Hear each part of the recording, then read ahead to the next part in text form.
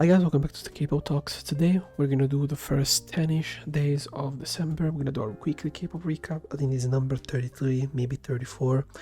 And there's just some music, not that much. Honestly, there wasn't a lot of stuff that was highly anticipated, but I think we had overall some quality music, so let's get right into it. The song is Minwa featuring PH1 with Never Leave Me. A simple Christmas song. It feels more like a PH1 song than a Minwa song. Minwa was more of a side dish, not in a negative manner. She just accompanies with her vocals his hip-hop performance. It's a solid song, nothing amazing from both of them, but I have to say PH1 has done a good job in features this year overall. Next we have Corbin with Cold, X24K member, another really good single by him, amazing vocal performance, good lyrics. Definitely curious to see what he's gonna keep doing because he has the talent, he has that it factor to me. Next we have Bibi with Blade. This is her main single from the album. One of my least favorite tracks of it personally. Production, the vocals are basic, the drop is something that I don't think really fits with her style of music, but it's also the song that is doing better in terms of numbers, so you know, don't expect less from it. It's just that I don't think this is the best Bibi can give you normally as an artist. She can do better, she can be a little bit more interesting in that sense. I don't think she does that in this song, but for the single, for her fan base, I think that's fine. For me personally, no, I prefer when Bibi does more of her own style and she tends to explore more different aspects of pop music. That's how I see it. But the music video is fantastic, like all the music videos she has been doing for this, like she improved a lot in the visual aspect of things. I mean, the batches have grown exponentially since her first release. Next we have INI or INI with Spectra. Pretty, for me, I'm not a fan of it. I don't like the vocals in the pre-chorus. The chorus is okay, the mixing feels weird to me. I think vocally also some of the guys are not doing their best performance. The rapping section is okay. Yeah, it's pretty forgettable from them. But the numbers are there, they're quite popular in Japan apparently, so I'm definitely see what they're gonna keep doing with it. It's just that again, I'm not sold. Joichi, I think, had a better year overall, like by far, in my opinion. Next we have another Japanese K-pop group produced by Hybe, which is N-Team, and the song is Scent of You. I mean, listen, like the way I see it is, if you intend of promoting this group, getting them out there to show people how good they are, there is no point in putting so much art and so much effects on their voices to the point that it's hard sometimes to tell who it is and their actual vocal ability. The song is simple.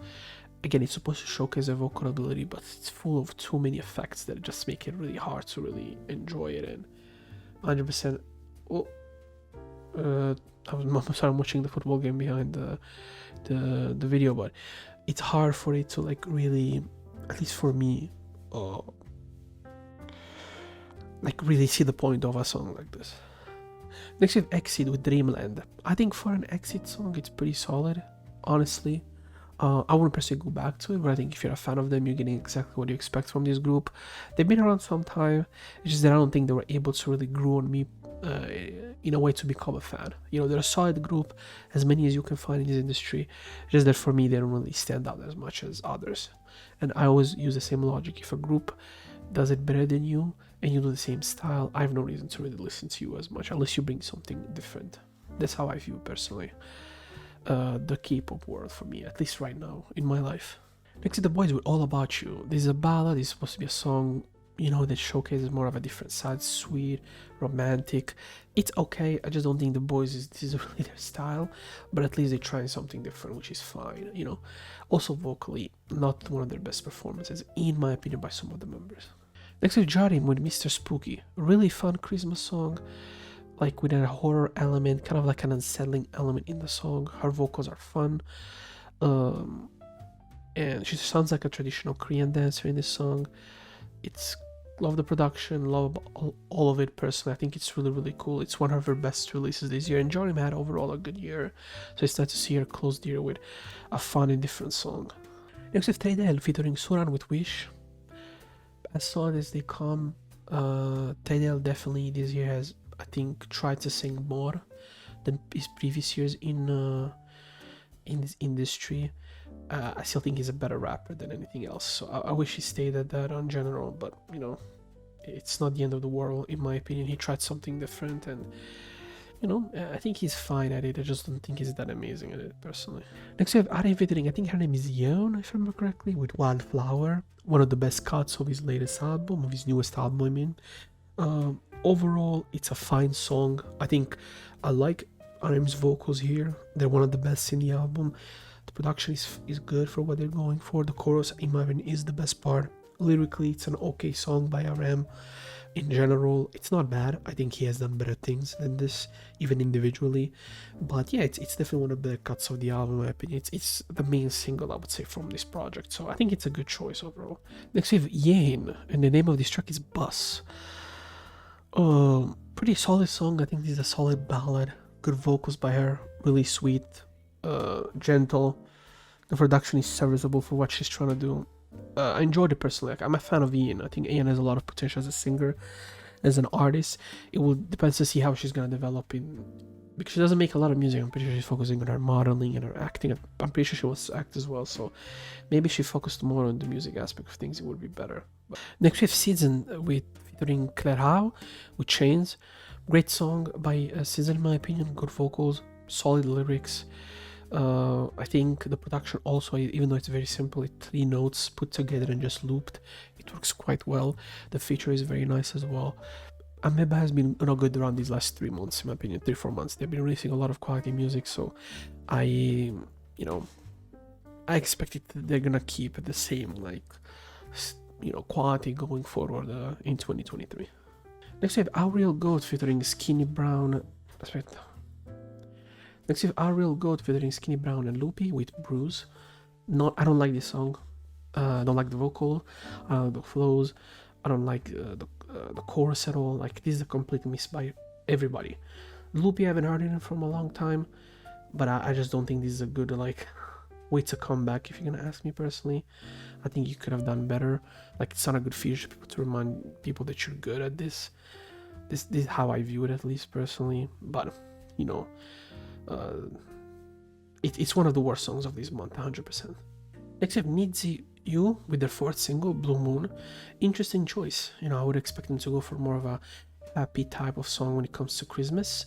They went with more of a classic ballad, vocal performance. Really good by everybody. Solid production.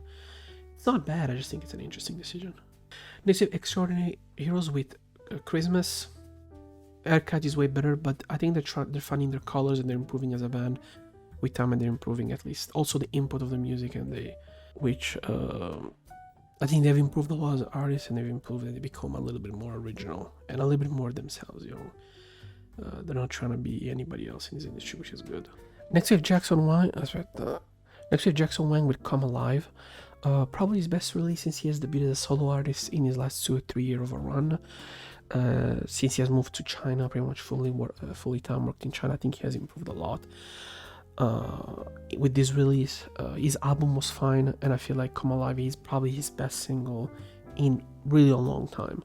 Fun, good production. His vocals improved a lot, and yeah, definitely makes me excited to see what he's gonna do next year. It's a good way to end the year for me personally. Next we have Uni with Dive. Female rock group. This is the second I've already reviewed this year. Solid, really solid in my opinion. K-rock seems to have been growing recently, and it's sounding more and more like rock and less like pop music, in the more common sound. There's people who do more of rock if you go in the underground and search, obviously, and even good metal music, but it's harder to find, I think. Next week, last song, RM Still Life featuring Anderson .Paak, one of my favorites, if not my favorite song of the album. Not as much as fan of the lyrics, but I found everything else is perfect, and some features really, really good. I prefer the Spotify version of the song personally. It sounds a little bit more full than the music video. Maybe it's the YouTube compression that's very weird, but on Spotify it sounds really good. And yeah, good job by RM. Lyrically better, I think, than Wildflower, and one of his best songs, individually, I think, ever. So good job by him, and overall a quality song to end, I think, his year pretty good. I think before going to the military as well.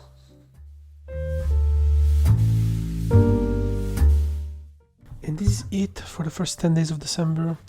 Overall, I think quality music was fine. I don't think there was a lot of things that impressed me, apart from RM and Joichi did a good job as always. Like, meanwhile, at least a solid song. Like Jackson win his best single, give him credit. But yeah, it's not been the best part, but it's the end of the year. I don't expect too much.